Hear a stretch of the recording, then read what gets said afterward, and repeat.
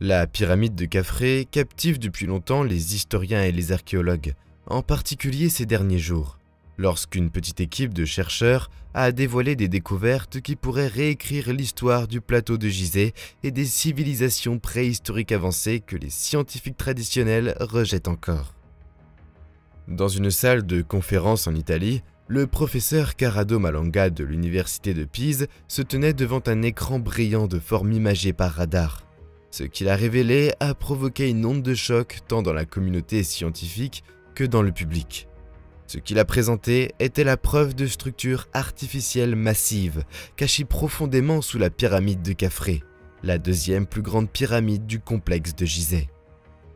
En utilisant des analyses avancées de radar à synthèse d'ouverture, SAR et des données sismiques, Malanga et son collègue Filippo Biondi de l'université de Straklide ont annoncé la découverte d'un complexe souterrain tentaculaire.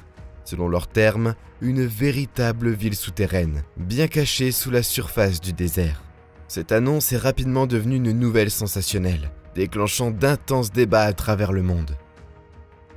Apparently, through the use of LiDAR, they have discovered that there are enormous structures underneath the Great Pyramid that go kilometers. They managed to get some data from the infrastructure that is beneath the soil, beneath the ground. And what they discover is, if you want spiral hallways. The Great Pyramid is 146 meters tall. That's 4.5 times the height into the ground. They end at 2 cubes that are 80 meters by 80 meters.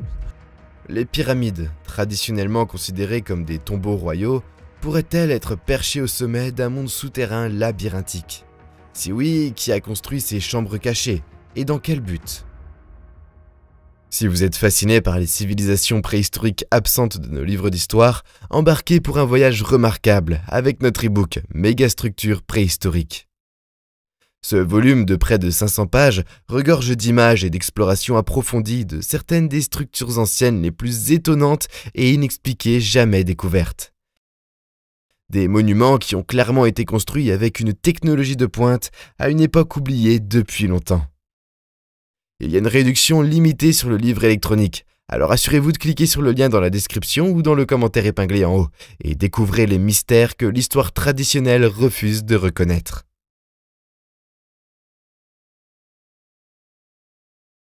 La pyramide de Khafré, un imposant géant de calcaire, est depuis des millénaires la deuxième plus haute des pyramides de Gizeh.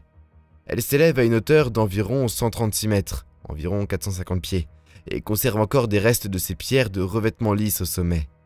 Les archéologues explorant la pyramide de Khafré depuis le 19e siècle ont découvert une conception interne relativement simple. Des passages descendants menant à une seule chambre principale creusée dans la roche, où réside encore un sarcophage de granit rouge, son couvercle brisé depuis longtemps. Contrairement à la grande pyramide, qui contient plusieurs chambres et passages, l'intérieur de Khafré semblait simple. Pas de labyrinthe élaboré, pas de pièces cachées évidentes. Lorsque Giovanni Battista Belzoni pénétra pour la première fois dans ces couloirs scellés en 1818, il trouva la salle principale vide, à l'exception du sarcophage, sans trésor ni passage supplémentaire à proprement parler. Selon tous les récits traditionnels, la pyramide de Khafré était une structure grandiose mais à vocation unique, un tombeau pharaonique et rien de plus. Cependant, le plateau de Gizeh a toujours incité l'imagination à s'aventurer au-delà de ce qui est immédiatement visible. La pyramide de Khafré se trouve sur un plateau criblé de tombeaux plus petits, de temples et d'éventuelles cavités souterraines.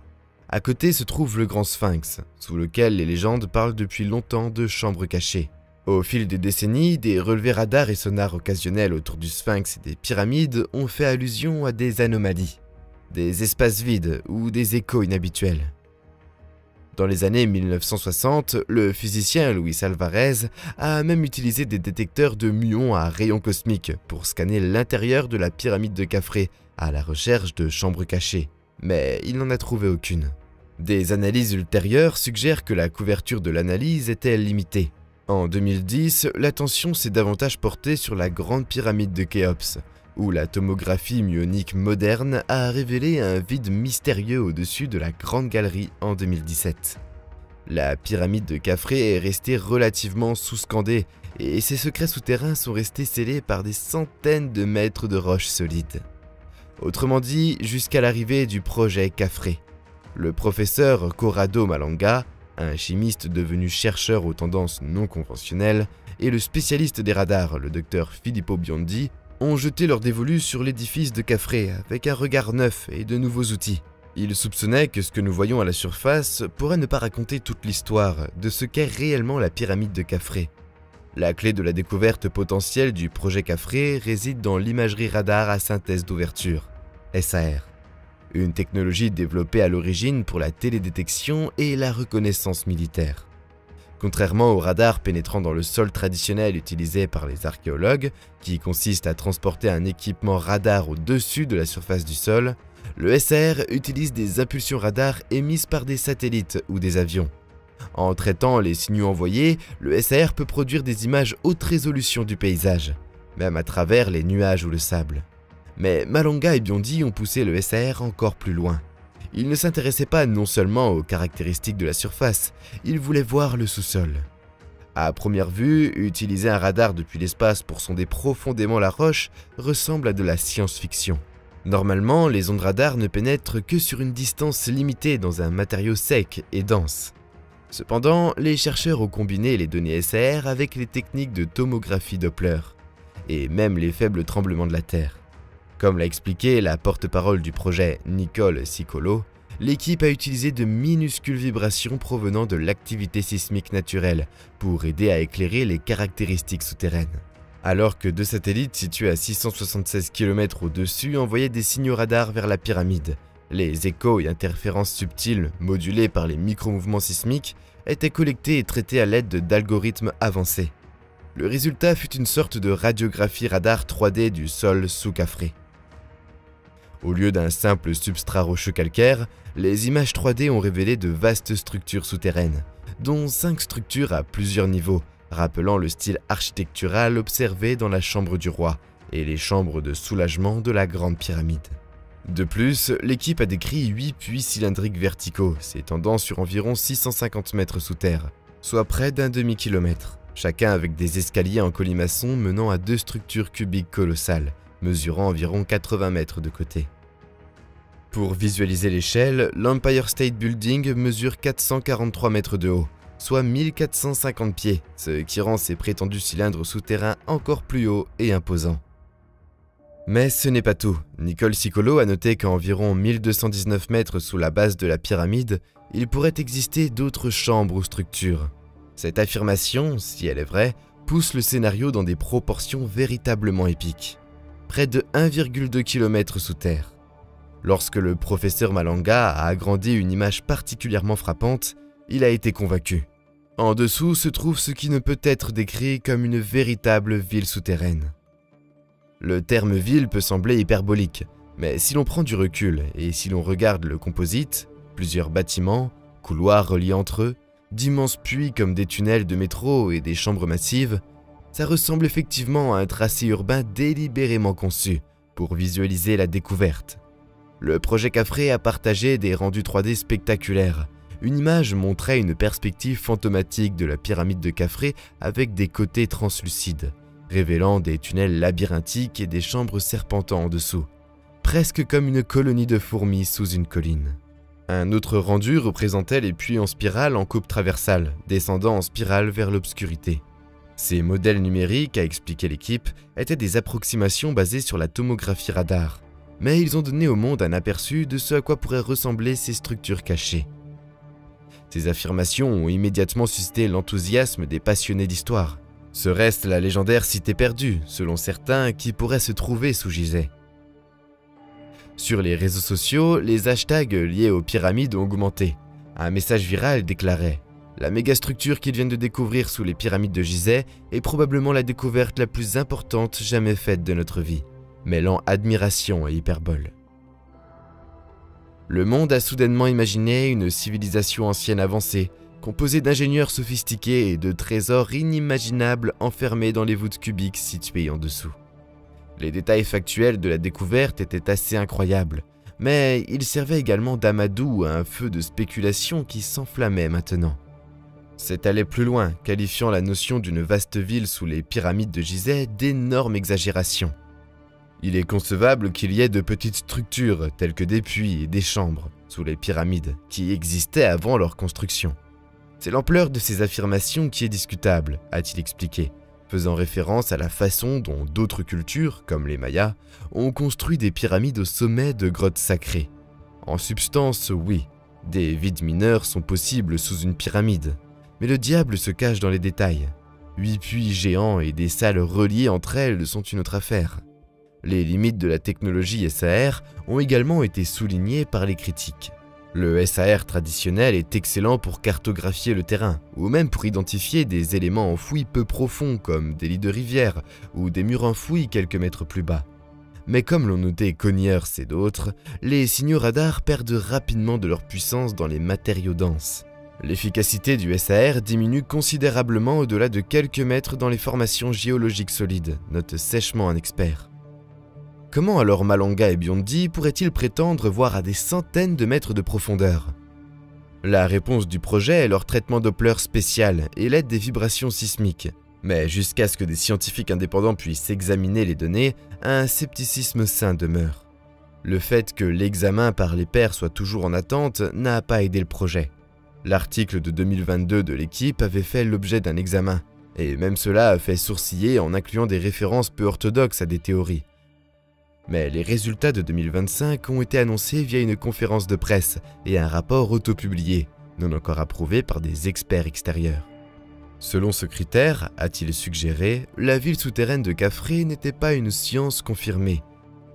Du moins pas encore. Le détracteur le plus virulent était peut-être le docteur Zahi Hawass, ancien ministre égyptien des Antiquités et figure marquante de l'égyptologie.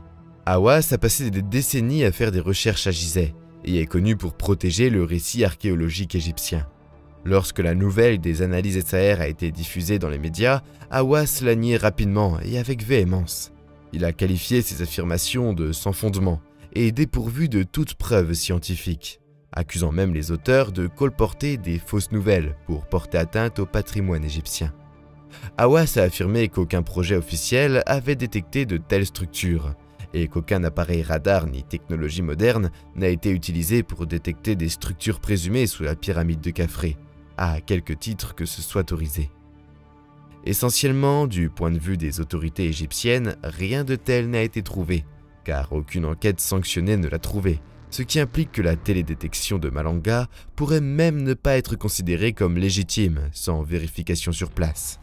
Hawass est allé jusqu'à dire que ces rumeurs iront dans les poubelles de l'histoire. Malgré le scepticisme des personnalités de l'établissement, le projet Khafré a également son lot de partisans et de curieux au sein de la communauté scientifique. Certains géologues ont montré leur intérêt à examiner des données brutes pour voir si des formations géologiques naturelles, comme des couches de calcaire en écho, pourraient tromper le radar. D'autres reconnaissent que, bien qu'extraordinaires, les données ne peuvent être purement et simplement rejetées sans une analyse appropriée. Le grand nombre de détails fournis par l'équipe, profondeur, forme et connexion spécifiques, suggèrent qu'ils ne voyaient pas seulement du bruit aléatoire dans les signaux. Cela soulevait la question, et s'ils détectaient réellement quelque chose? Seule une vérité terrain ciblée, comme des forages ou des caméras endoscopiques à travers la roche, pourrait confirmer l'existence de ces vides. Et cela nous amène au prochain obstacle, l'autorisation de fouiller. Ces allers-retours techniques sont loin d'être réglés. Les autorités égyptiennes se sont toujours montrées prudentes à l'égard de nouvelles fouilles à Gizeh, en particulier celles qui remettent en question les opinions orthodoxes. Comme l'a noté Nicole Sicolo, l'équipe espère procéder à une vérification physique, mais obtenir l'approbation de telles enquêtes est incroyablement difficile. Le Conseil suprême égyptien des Antiquités devrait donner son feu vert à toute intrusion dans ou sous la pyramide de Khafré. Compte tenu de la position actuelle des autorités, cela semble peu probable à court terme. La seule façon de prouver que les découvertes sont vraies est de procéder à des fouilles ciblées, a déclaré un expert. Et ironiquement, c'est justement ce qui n'arrivera peut-être pas de sitôt. Ainsi, le mystère de Khafré est dans une balance alléchante. Preuve technologique en main, mais aucune confirmation physique. Dans l'intervalle, l'opinion publique reste divisée, avec un enthousiasme ouvert tempéré par des appels à la prudence. L'une des raisons pour lesquelles cette histoire a suscité autant de fascination du public est qu'elle puise dans des légendes de longue date sur les chambres cachées et les connaissances perdues sous les monuments égyptiens. Dès que Malanga, Biondi et Sikolo ont commencé à décrire de vastes chambres sous la surface de la Terre, comparables en taille aux pyramides elles-mêmes, les oreilles se sont dressées parmi ceux qui sont attirés par les mystères de l'Antiquité. Le porte-parole du projet a même invoqué le nom des salles légendaires d'Amenti.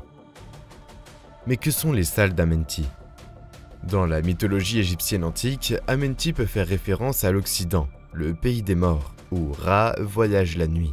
Cependant, dans des interprétations plus mystiques et modernes, notamment les tablettes d'émeraude de Thoth, les salles d'Amenti sont représentées comme de profondes chambres souterraines, où sont stockées la sagesse et peut-être la conscience même des grands maîtres. Ces salles, selon la légende, étaient cachées sous le sable, gardées, et rarement accessibles sauf par les êtres éclairés. On peut établir une corrélation remarquablement forte entre les structures nouvellement cartographiées et les salles d'Amenti. Nicole Sikolo suggérait que la découverte de l'équipe pourrait correspondre à ces anciens récits mythiques d'une bibliothèque souterraine ou même d'un lieu de régénération. Il s'agissait d'une connexion audacieuse et spéculative, mêlant efficacement science et mythe. Pourtant, pour ceux qui ont toujours cru que les plus grands secrets de l'Égypte se trouvaient sous leurs pieds, c'était une preuve que de tels mythes pouvaient être enracinés dans la réalité. Une légende étroitement liée est celle de la salle des archives, une archive légendaire de connaissances, censée contenir des parchemins ou des tablettes de l'Atlantide ou de l'époque des dieux, prétendument cachées quelque part à Gizeh, souvent considérée comme étant sous le Grand Sphinx ou l'une des pyramides. Cette idée a été popularisée par des mystiques comme Edgar Cayce au XXe siècle. Pendant des années, les gens ont recherché la salle des archives. Certains prétendent même que le Sphinx possède une chambre creuse. De petites cavités ont effectivement été détectées sous le Sphinx, mais rien de comparable à une archive n'a été trouvé. Les découvertes du projet Khafré ont également été inévitablement liées à cette légende. Les chercheurs eux-mêmes ont mentionné la salle des archives dans leurs discussions, liant les puits symétriques et les salles massives à la notion de connaissances anciennes stockées, en particulier celle associée au dieu Thoth.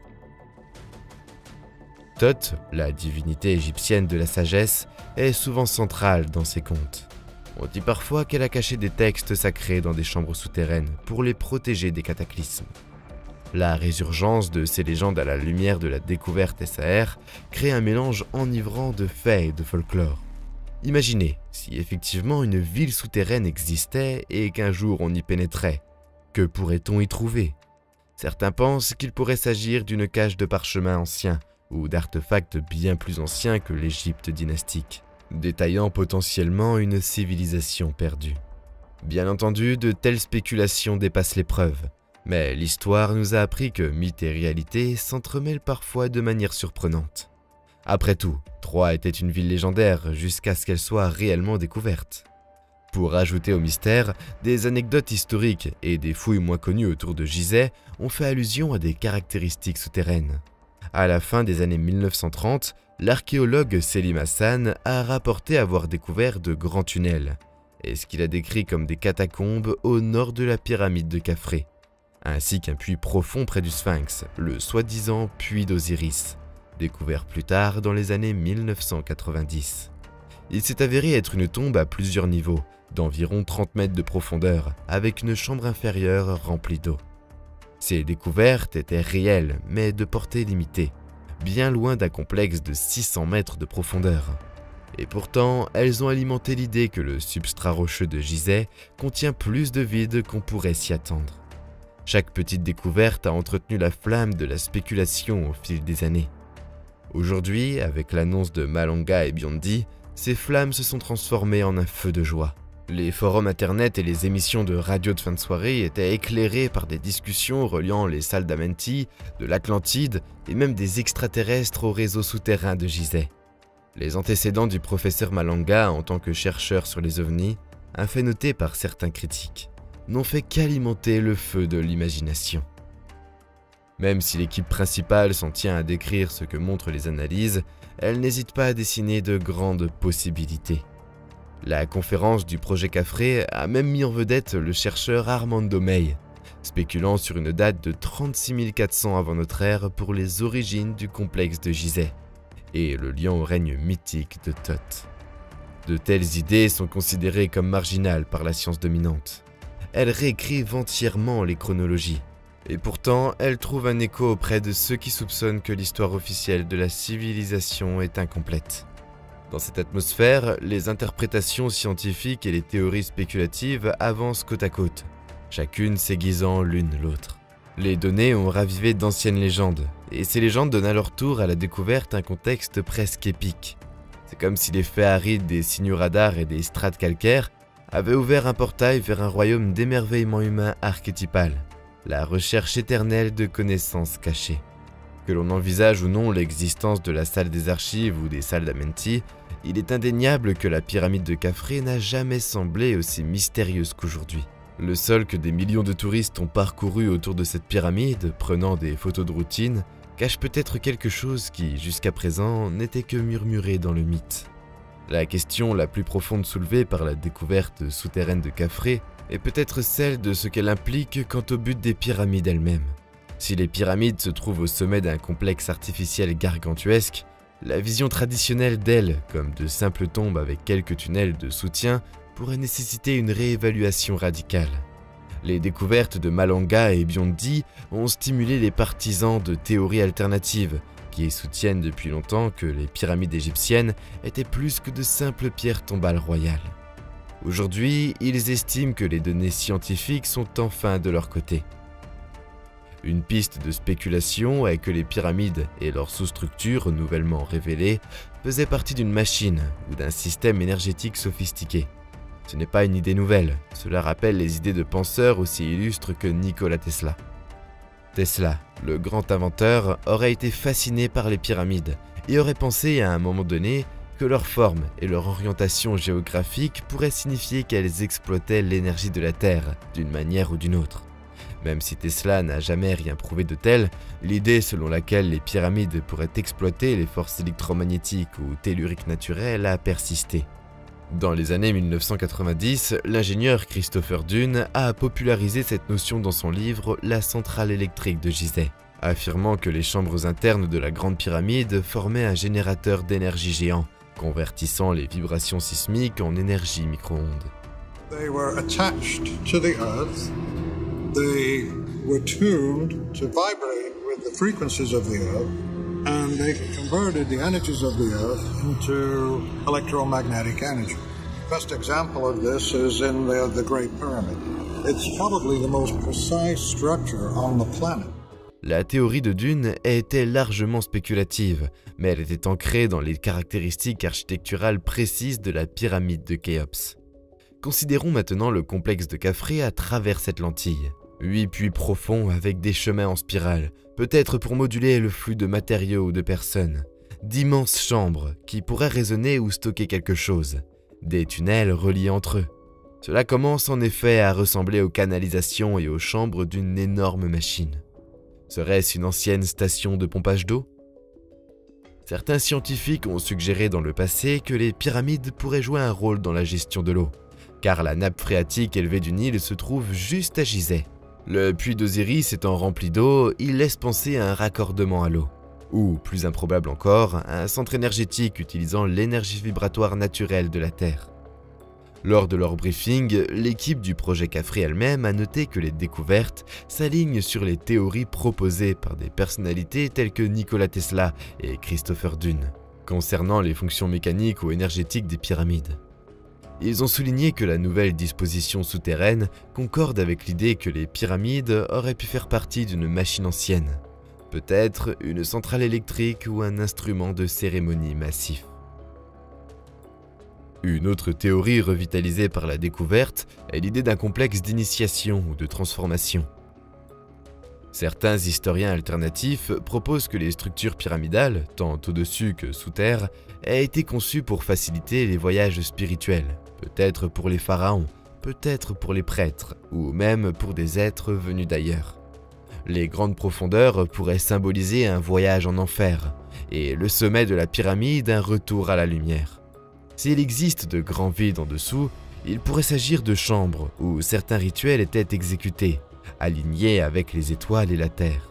Le concept semble mystique, mais nous savons que les Égyptiens accordaient au Duat, le monde souterrain, une profonde importance cosmologique et construisaient des tombes pour refléter ce voyage. Peut-être que ces salles du monde souterrain étaient de véritables scènes pour de tels rites.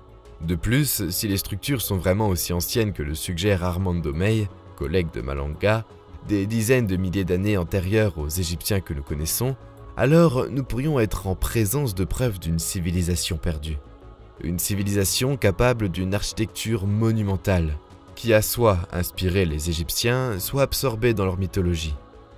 Les pyramides auraient-elles pu être héritées par Khafré et ses contemporains, déjà construites sur des fondations plus anciennes?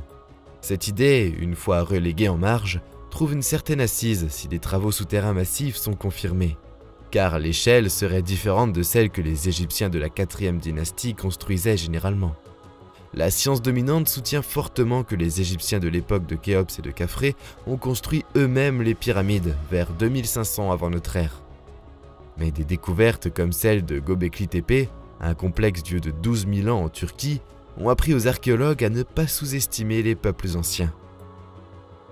La ville souterraine de Gizeh, si elle était réelle, obligerait à une profonde reconsidération. Soit les Égyptiens de l'ancien empire étaient des ingénieurs bien plus avancés qu'on ne le pensait, creusant des kilomètres de tunnels, soit quelqu'un d'autre, dans un passé plus profond, avait commencé le travail. Bien entendu, ces notions restent à ce stade des théories spéculatives. Les preuves du projet Khafré sont intrigantes, mais sont loin de fournir une preuve concrète de la manière dont les structures ont été utilisées ou de qui les a construites. Pourtant, cela invite à une expérience de pensée passionnante. Les implications plus larges vont de la réécriture des manuels d'égyptologie à l'inspiration de nouvelles recherches interdisciplinaires. Les ingénieurs pourraient commencer à examiner la construction des pyramides à la lumière des techniques de fondation profonde. Il est intéressant de noter que l'équipe a suggéré que les structures souterraines auraient pu servir de système de support, comme des caissons ou des pieux stabilisant les pyramides par le bas. Ce qui, si cela est vrai, indique une compréhension avancée de la mécanique des sols dans l'Antiquité. Les physiciens pourraient être curieux de savoir si un ensemble de puits et de chambres pourrait effectivement amplifier ou canaliser l'énergie d'une manière ou d'une autre. Et les historiens des religions pourraient revisiter des textes anciens pour voir si les références à des royaumes cachés pourraient en fait être des souvenirs métaphoriques de véritables lieux souterrains. Pour l'instant, les pyramides conservent leur mystère, mais ces mystères ont évolué. Là où autrefois la grande question était « Comment les pyramides ont-elles été construites ?» Des questions tout aussi provocatrices se posent désormais. Pourquoi ont-elles été construites de cette façon? Et qu'est-ce qui a été construit avec elles? La pyramide de Khafré ne peut plus être considérée simplement comme un monument autonome, ne pourrait être le sommet visible de tout un iceberg souterrain. Ce nouveau paradigme détrône le statut de tombeau des pyramides. Cela ajoute des couches plus profondes à leur fonction. Peut-être étaient-elles quelque chose de plus que de simples tombeaux? Des centrales électriques, des bibliothèques, des portes d'entrée vers le monde souterrain, ou tout ce qui précède. La beauté d'une découverte aussi mystérieuse est qu'elle nous oblige à penser au-delà des catégories conventionnelles. Comme l'a noté un commentateur, ces découvertes remettent en question la croyance de longue date, selon laquelle les pyramides étaient uniquement des tombeaux royaux, ouvrant le débat sur une éventuelle fonction mécanique ou liée à l'énergie. Si l'on considère le scénario selon lequel la découverte de Malanga et Biondi est validée, les implications pour l'histoire et l'archéologie sont monumentales. Et si cet immense complexe souterrain existait réellement? Une telle découverte compterait parmi les plus grandes découvertes archéologiques de tous les temps, au même titre que la découverte du tombeau de Toutankhamon ou des villes de Pompéi, voire même au-delà. Voici quelques considérations et conséquences plus larges. Cela proviendrait d'une ville souterraine confirmée à Gizeh. Un vaste réseau souterrain pourrait indiquer un niveau de planification architecturale et d'organisation du travail jusqu'alors inconnu à l'ère des pyramides. Les égyptologues devraient expliquer comment un énorme projet d'ingénierie impliquant potentiellement l'enlèvement de millions de mètres cubes de roches a été réalisé. Cela s'est-il produit en même temps que la construction de la pyramide ou avant? L'une ou l'autre réponse est étonnante. S'il était simultané, le règne de Khafré devrait soudainement s'adapter à un méga projet sous la pyramide, ainsi qu'à la pyramide elle-même. ce qui impliquerait une main-d'œuvre et une base de connaissances encore plus importante que prévu. S'il est antérieur, cela suggère une culture avancée à Gizeh, avant la 4e dynastie, donnant du crédit à ceux qui soupçonnent que l'importance du site est antérieure au pharaon. Dans les deux cas, les délais pourraient changer, et l'histoire du développement de Gizeh pourrait s'ouvrir sur de nouveaux chapitres. L'ingénierie nécessaire pour creuser des escaliers en colimaçon sur plus de 600 mètres et créer d'immenses chambres serait ahurissante. Cela éclipserait les autres ouvrages souterrains anciens. À titre de comparaison, la mine la plus profonde connue dans l'Antiquité, une mine de cuivre à Timna, aurait pu atteindre quelques dizaines de mètres de profondeur. Les érudits pourraient la comparer à des réalisations ultérieures, telles que les puits, des puits à degrés de délit ou les systèmes de tunnels des Romains. Mais ceux-ci sont séparés par des millénaires. Les constructeurs de la pyramide disposaient-ils d'outils inconnus? Peut-être une forme d'allumage du feu pour fracturer la roche, ou une technique permettant de maintenir une excavation aussi profonde, aérée et sûre. De telles questions stimuleraient de nouvelles recherches archéotechnologiques. Nous pourrions découvrir de nouvelles preuves de la façon dont les Égyptiens abordaient la construction souterraine. Foreuses à pierres spécialisées, proto-boussoles pour la navigation souterraine, etc. La complexité sous Khafré pourrait révéler que les Égyptiens, ou leurs prédécesseurs, étaient des ingénieurs encore plus ingénieux que nous l'imaginions. La découverte de vastes chambres pourrait également changer notre compréhension de la vie spirituelle égyptienne. Il s'agissait peut-être de temples souterrains ou de sites rituels liés à l'au-delà. Les textes des pyramides, des inscriptions à l'intérieur des pyramides ultérieures, parlent de l'âme du pharaon, voyageant à travers des cavernes et des chambres, en route vers les étoiles. Comme c'est poétique et potentiellement littéral si les architectes de Khafré ont construit une véritable contrepartie physique à ces voyages métaphysiques. Des artefacts ou des inscriptions dans ces chambres, si elles étaient découvertes, pourraient faire la lumière sur les pratiques religieuses ou même sur la gouvernance. Imaginez tomber sur des archives ou des caches d'offrandes scellées dans ces profondeurs. D'un point de vue pratique, la confirmation de l'existence d'une ville cachée à Gizeh lancerait une nouvelle ère archéologique en Égypte. Les yeux et les financements du monde entier convergeraient pour procéder à des fouilles minutieuses. Cela pourrait être la fouille la plus délicate jamais réalisée, car structurellement, on craindrait d'endommager les pyramides situées au-dessus. Il est probable que de minuscules sondes robotiques ou tunnels latéraux pourraient être tentés avant toute ouverture à grande échelle.